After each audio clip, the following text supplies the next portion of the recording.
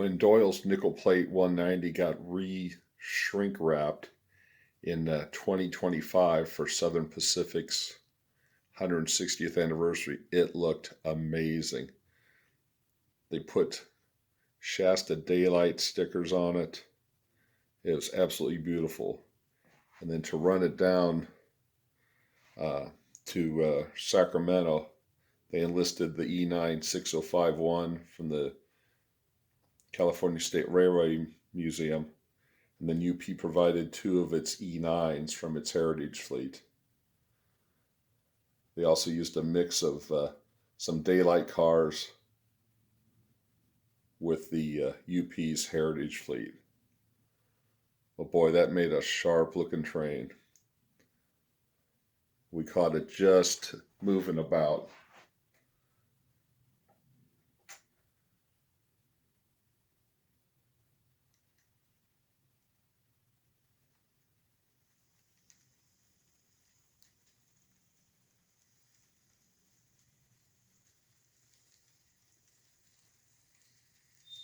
Short of having the daylight steam engine on there, that's an awful pretty excursion train.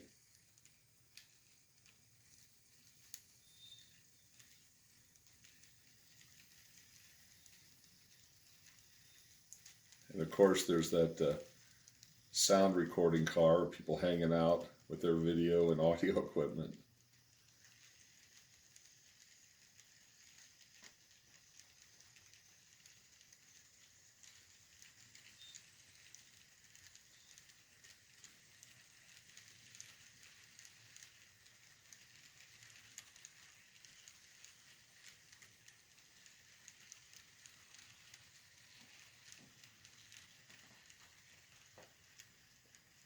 Not often does the SB Heritage Unit 1996 take a back seat, but it did today, because for 1 week, a Southern Pacific Alco PA still lived.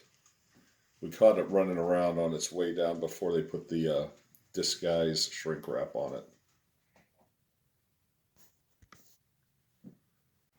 We caught it starting its journey south with a shrink wrapped Alco PA.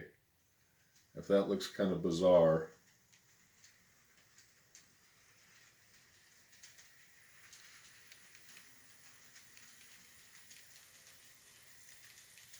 Looks like they couldn't get it across the front pilot all the way. And those in the know could see that silver stripe and pilot and know what the heck it was.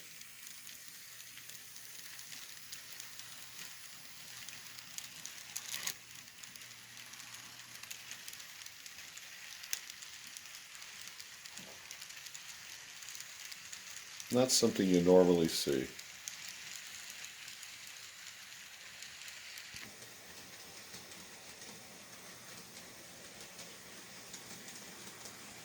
One of the more unusual trains to roll down the Brooklyn sub.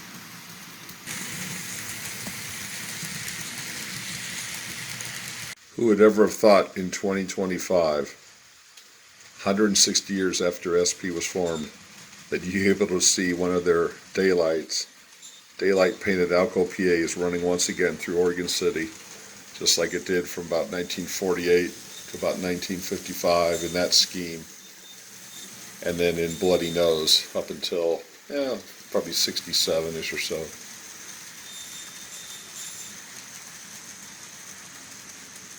They did the 160th birthday right.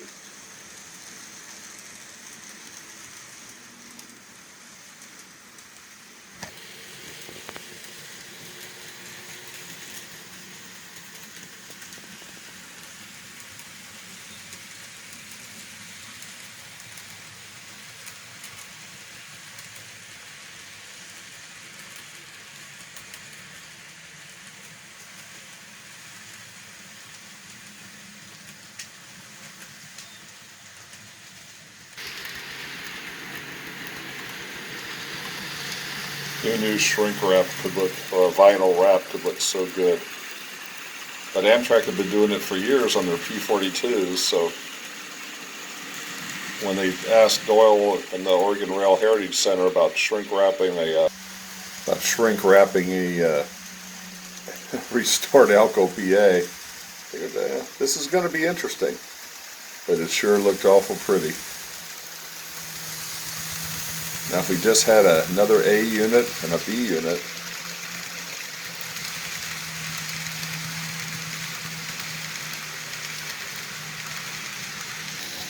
people everywhere came out and were waving at the train as it went by.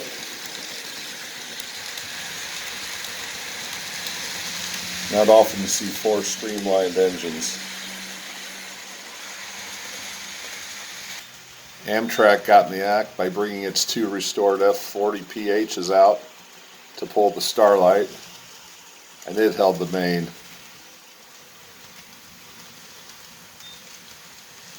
I'm going back to the 50s and the 80s all at once.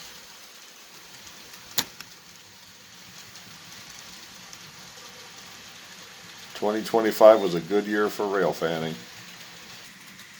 We got way down off Highway 58, way up by Oak Ridge to get the tunnel, up on the side of this hill to watch them come through. All that horsepower handled the grades with ease.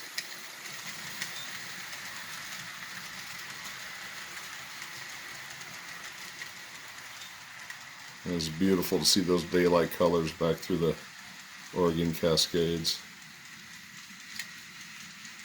Rolling through the Sacramento yard, it just looked beautiful.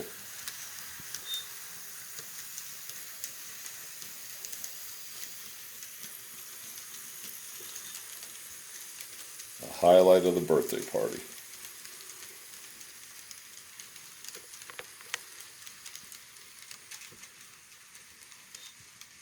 UP had done a really good job of disguising the Alco PA to bring it down here for Southern Pacific's 160th birthday.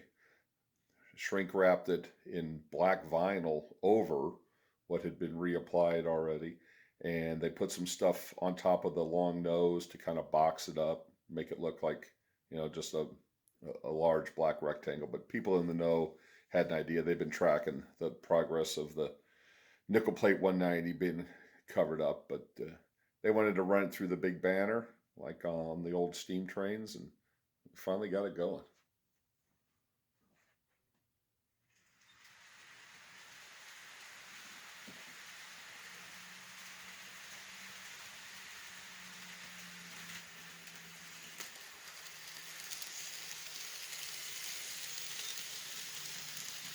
An Alco PA, an SPE9, and two UPE9s. That made a pretty good looking set going by.